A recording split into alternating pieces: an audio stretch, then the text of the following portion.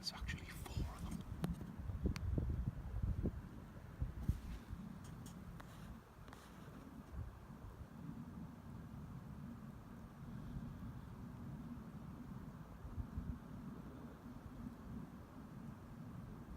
They know something's going on. They just don't know where it is.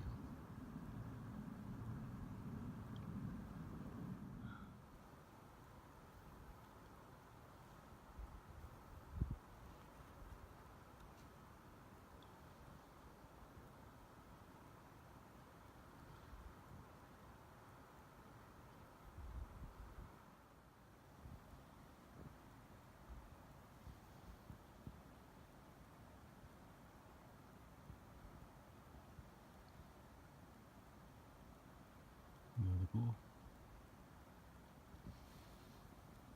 Don't seem frightened like.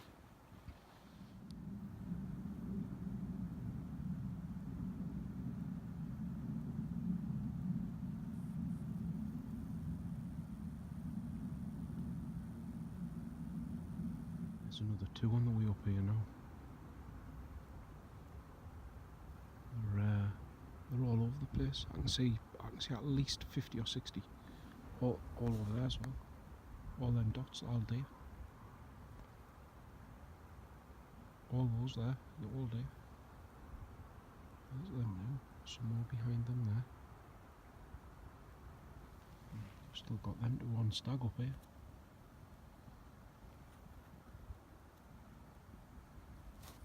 Them 4 even.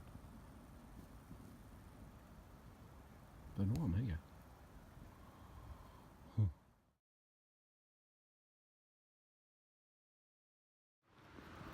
Well, I'm back down.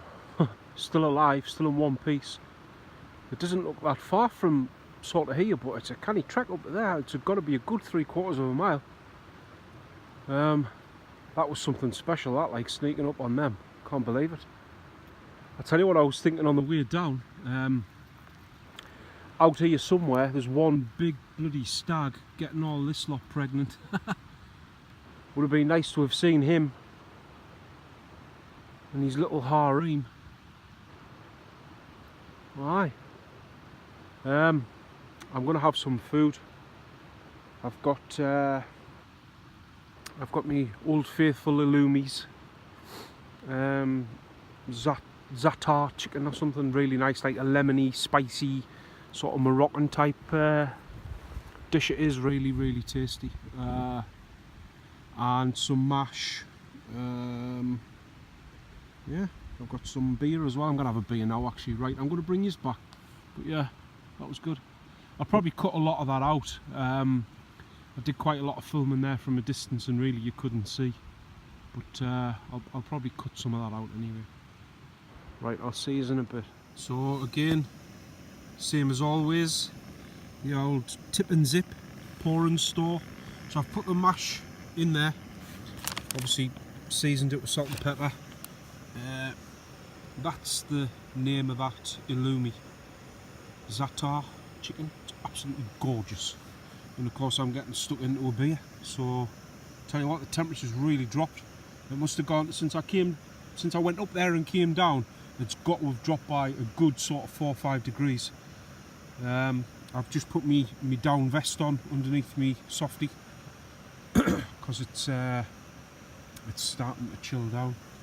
So yeah, give us a shout anybody who's tried this method or who intends to try it, because it's I think it's brilliant. Like, and I would say that because I thought of it. I love these mashers as well. My lightweight option, apart from all the beer.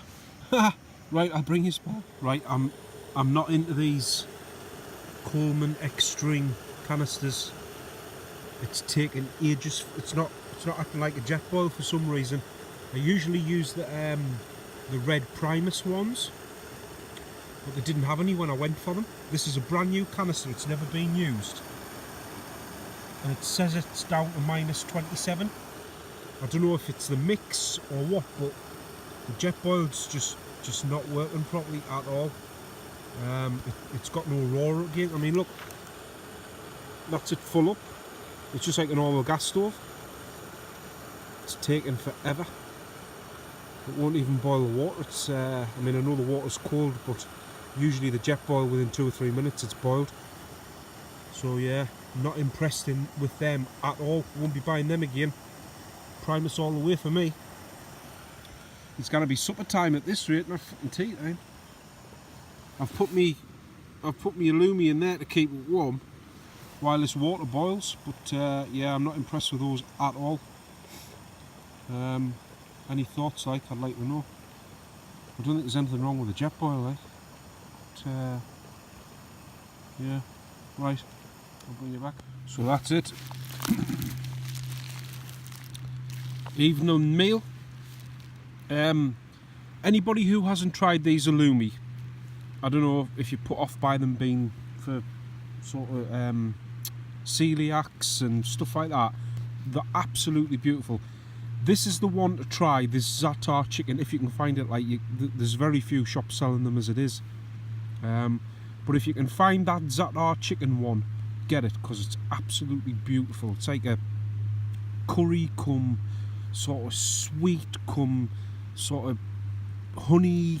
It's absolutely beautiful, and the chicken's moist. It's really, really nice. But yeah. Oh, I haven't made one of these Mylar things from my cup yet. I'm gonna have to do it. I'm gonna get this down my neck. It's just as well. It's just as well I don't need anything in the morning for that gas, because I don't know what that is with that, but it's just not playing the game. Right, I'm gonna eat this. I'll see you in a bit. Right, well, the light's just about gone, as you can see. I'll not be doing any more filming outside of the tent until obviously in the morning. It's a waste of time. I've had my food, pardon me. I've started on the red wine, and yeah, like I say, the next bit of filming is probably going to be inside the tent. I've bought a book to read, and I've downloaded a few things on the BBC iPlayer onto my phone. So yeah, see you in a bit. So I know I said I wasn't going to bring you back, but I've had this tent for, I reckon I've had it about 18 years, and obviously I've used it on more than one occasion. I've never seen ice on the inside of this tent ever. It's really cold tonight, really, really cold. That is quite a lot of ice in there, and it's still pretty early, so I reckon that's a lot of bloody ice. I reckon by in the morning I'm gonna need a bottle of de-icer. I might have to walk back to the car and get some de-icer. Yeah, there's a lot of ice. Yeah. Aye. Unless there's anything else to show you, like, I'm not gonna bother bringing you back. But I can't believe that ice. It's quite a lot. It's quite thick as well. It's quite surprising. I've never seen ice on the inside of this tent before. Unbelievable. You can't really see it on that because the door's being open. There's none on there, but yeah, it's definitely icy. Right, see you in a bit.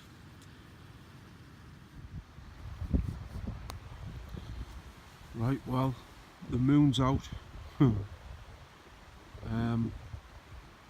It's took on a totally new sort of meaning. This place, it's weird with the moon.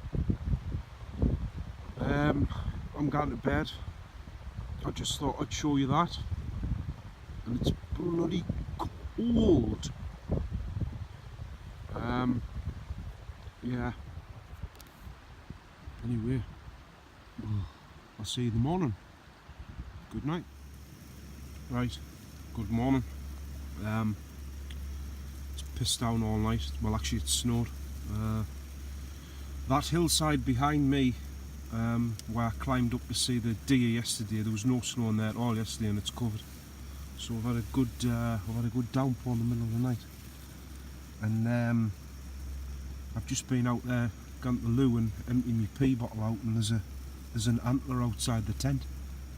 So there's obviously been deer down here last night, and one of them's obviously sort of lost its antler, but I'll show you that just now. I'm going to have a coffee. I've got, I don't know if you can see that, I want to show you. I've got one of them Quaker fruit and oats and a flapjack. Dead simple, dead lightweight.